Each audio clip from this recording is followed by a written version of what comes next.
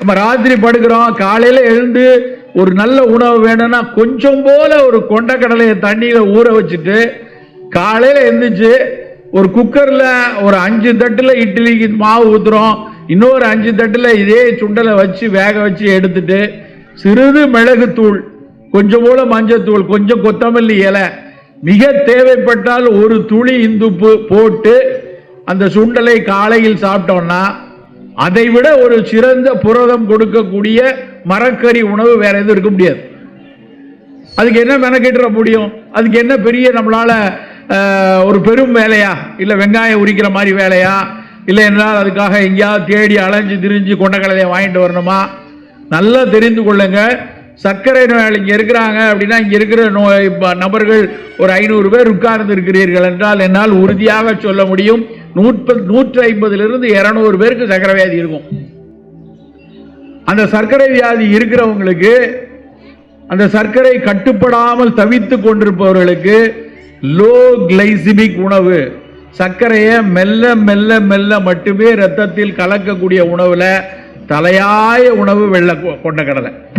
இந்த white sick பீ அப்படின்னு சொல்லக்கூடிய அந்த வெள்ளை கொண்டக்கடலை புரதச்சத்து அதிகமா இருக்கும். அதில் இருக்கக்கூடிய கொஞ்சம் கார்போஹைட்ரேட் வேகமா ரத்தத்தில் கலக்காது. அப்ப நம்ம தினம் சாப்பிட்ற உணவுல கொஞ்சம் போல காலையில கொண்டக்கடலை சாப்பிடலாமே சார். கொண்டக்கடலை சாப்பிடலாம், ஆனா ஒரே வாயு தொந்தரவா இருக்கு, நெஞ்ச கரிக்குது, எதுக்களிக்குது, வயிறு உப்பிக்குது, வாயு ரொம்ப கேஸா பிரியுது அப்படின்னு சில பேர் சொல்லுவாங்க. அது நமக்கு அந்த கடலையை ஜீரணிக்கக்கூடிய அக்னி அப்படின்னு சொல்லக்கூடிய வயிற்றில் இருக்கக்கூடிய ஒரு சீரணத்தை தூண்டக்கூடிய பித்த ஆற்றல் குறைந்து இருக்கிறவங்களுக்கு தான் அப்படி இருக்கும். அப்படி இருக்கிறவங்க அந்த கொண்டக்கடலையோட சேர்த்து சிறு இஞ்சி துண்டு, இல்லைன்னா அது மேலேயே புதினா இலை, சீரகத்தூளை அது மேல போட்டு வைக்கிறது, ஓமத்தூளை அது மேல போட்டு சாப்பிட்டோம்னா கண்டிப்பா அந்த அஜீரண தொந்தரவு, வாயு தொந்தரவு வராது. பட் இதுக்கான ஒரு மெனக்கடலையும் அக்கறையும் நம்ம வைத்துக் கொள்ளணும்.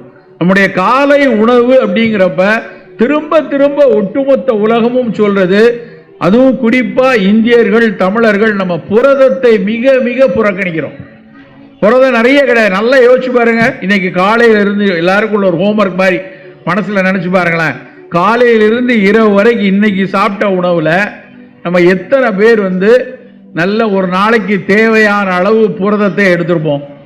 உடம்பு 1 கிலோவுக்கு 0.8 கிராம் புரதம் வேணும். கணக்கு போட்டுக்கோங்க. 60 கிலோ இருக்கீங்கன்னா 48 கிராம் புரதம் இருக்கணும் உங்களுக்கு. நம்ம அவ்வளவு புரதம் எடுத்திருப்போமா? எடுத்திருக்க மாட்டோம். நல்ல புலால் எடுப்பவர்கள், தினசரி புலால் எடுப்பவர்களா இருந்தா ஓரளவுக்கு ஒரு 35-40 கிராம் புரதம் வந்திருக்கும். ஆனால் நான் இல்லை சார் வெஜிடேரியன் அப்படின்னு சொல்லிட்டு, வெஜிடேரியன் அப்படின்னா நல்ல 80% காய்கறிகள் வச்சு கொஞ்சோல சோறு சாப்பிட்டா நம்ம வெஜிடேரியன் சொல்லலாம். இல்லைன்னா நம்ம நம்மள சோற்றேரியன் தான் சொல்லணும். வெறும் சோறை தின்னுட்டு கொஞ்சம் போல காயை நான் தொட்டுக்குவேன், கொஞ்சம் போல கீரையை நான் தொட்டுக்குவேன்னா அதுக்கு பேர் வெஜிடேரியன் கிடையாது. வெஜிடேரியன் சாப்பாடுனா 80% வானவில் மாதிரி இருக்கணுங்கிறான். வானவில் இருக்கக்கூடிய அத்தனை 7 வண்ணங்கள்லயும் நம்ம சாப்பாடு இருக்கணும். வெறும் உணவு நிறுவன உணவு அதிகாரங்கள் எல்லாரும் திரும்ப திரும்ப ரெயின்போ ஃபுட்னு சொல்றாங்க. ஏன் சொல்றாங்க அப்படின்னா இந்த ஒவ்வொரு வண்ணங்களுக்கு பின்னாடியும் மருத்துவ குணம் இருக்கு.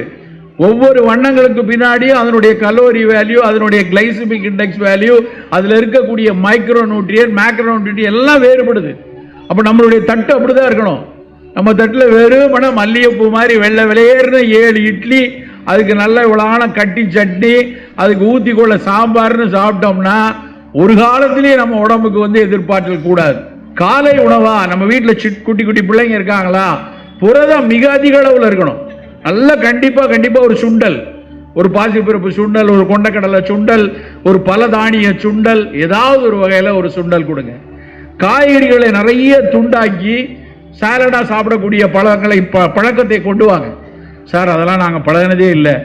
நான் ஒரு வாரத்துக்கு ஒரு 4 நாள் இட்லி மாவு அரைச்சி வச்சிருப்போம் உள்ள. தினம் காலையில் எடுத்து தோசை. பல வீட்டு பெண்களை கேட்டால் நீங்கள் இவ்வளோ நாள் என்ன சமைச்சீங்கன்னா 4,36,000 தோசை சுட்டிருக்கேன் சார். வேண்டாம், இட்லி தோசைங்கிறது வாரத்துக்கு ஒரு நாள் சாப்பிட்டுக்குவோம். மீதி நாட்களில் நல்ல இந்த மாதிரி சுண்டல், சூப்புனா இப்படி ஒரு 30 ml கடையில் ஹோட்டலில் கொதிக்க அது வேண்டாம். சூப் தாய்லாந்து பகுதியெல்லாம் பார்த்தீங்கன்னா ஒரு பெரிய அகப்பையில சாப்பிட்றாங்க, பெரிய போனியில சாப்பிட்றாங்க. வயிறு நிரம்பும், நிறைய காய்கறிகள் போட்டு சாப்பிடலாம், தப்பு இல்லை. சார் இதெல்லாம் சங்க இலக்கியத்தில் சொல்லியிருக்காங்களா? நீங்கள்லாம் தமிழர்களுடைய மரபு உணவுகளை பேசுகிறவங்க, நீங்கள் என்ன சார் இதை சொல்றீங்கன்னு கேட்கலாம். தொன்மைக்கும் மரபுக்கும் ஒரு வேறுபாடு இருக்கு. தொன்மை அப்படியே இருப்பது, அதை போற்றி பாதுகாக்கணும். மரபு என்பது கிளைத்து கொண்டே வருவது, புதிய அறிவியலை உள்வாங்கி இதை நம் தமிழ் சமூகத்துக்கு ஏற்ற மாதிரி மேலே எப்படி கொண்டு வருவதுங்கன்னா மரபு. அப்படிங்கிற அடிப்படையில் உலகமே சொல்லக்கூடியது இந்த மாதிரி புரதச்சத்து உள்ள நிறைய காய்கறிகள் சேர்ந்த காலை உணவு நமக்கு இருக்கணும். புரதம் கம்மியாக இருக்கா, கொஞ்சம் 2 முட்டை சாப்பிடலாம். முட்டை சாப்பிட மாட்டேனா, சோயா அது சேர்த்து கொள்ளுங்க. இதுதான் உணவு, இப்படித்தான் காலை உணவு இருக்கணும். மதிய உணவுல சோறு குறைவா இருக்கட்டும். பல நிறங்கள்ல நல்ல ஒரு பப்பாளி துண்டு வச்சுப்போம், சிவப்பு நிறத்துக்கு நல்ல பொன் மஞ்சள்ல இருக்கக்கூடிய திணை அரிசியில சோறு வைத்துக் கொள்ளலாம். கரு நீல நிறத்தில் இருக்கக்கூடிய நவ்வாப்பழமோ கத்திரிக்காயோ அதை எடுத்துக்கொள்ளலாம்.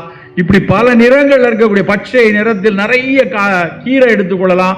அப்படி உங்க தட்டு நிறைய காய்கறிகளை சாப்பிட்டு, புலால் வேணும் என்றால் மீனுக்கு முதலிடம் கொடுத்து மட்டனுக்கு முதலிடம் எடுத்துக்கிட்டு கோழியை கொஞ்சம் குறைவா எடுத்துக்கலாம் வெயில் காலங்களில். அப்படியே கோழி எடுத்துக்கொண்டாலும் கடக்நாத் கோழின்னு இருக்கு, கருப்பு கோழி, அது மிகச்சிறப்பு என்று பல மருத்துவத்தில் சொல்லிக் கொண்டிருக்கிறார், அதை எடுத்துக்கொள்ளலாம்.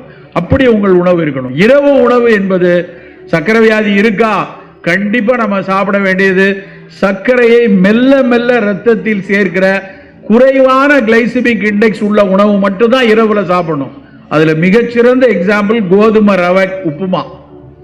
கோதுமை உடைத்த கோதுமை ரவையோ இல்ல சிறுதானியங்கள்ல வரகு சாமை வரை ரவை மாதிரி இருக்கணும். சிறுதானியம்னாலே உடனே கஞ்சி காய்ச்சி குடிச்சிடக்கூடாது. கஞ்சி காய்ச்சி குடிச்சா அதுவும் சர்க்கரையை மேல ஏற்றதான் செய்யும். அதை நல்லா உடைத்த குருணையான ஒரு அரிசியா வைத்துக்கொண்டு அதை இரவு உணவாக எடுத்துக்கொள்ளணும். ஸோ ஒரு நாளைக்கு சாப்பிடக்கூடிய உணவுகள் இப்படி திட்டமிடுங்க. தின்பண்டங்கள் எடுத்து அதுல சுண்டல் பிரதானமா இருக்கட்டும். நிறைய நம் வீட்டில் செய்யக்கூடிய, நம்ம வீட்டில் செய்யக்கூடிய பஜ்ஜியோ வடையோ அதுலேயும் டிரான்ஸ்ஃபேட் வரும் நீங்க கொதிக்க வச்சீங்கன்னா.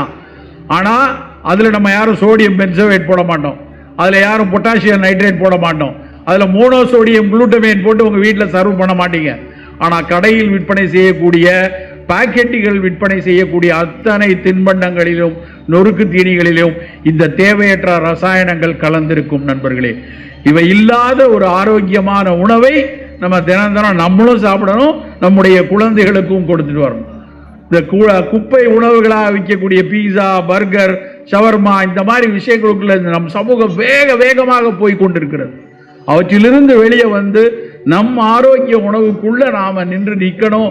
அப்படிங்கிறத நாம் ஒரு மிகப்பெரிய கடமையாக, ஏன்னா நான் திரும்பவும் சொல்றேன், இது சாய்ஸ் இல்லை, இது மேண்டேட்.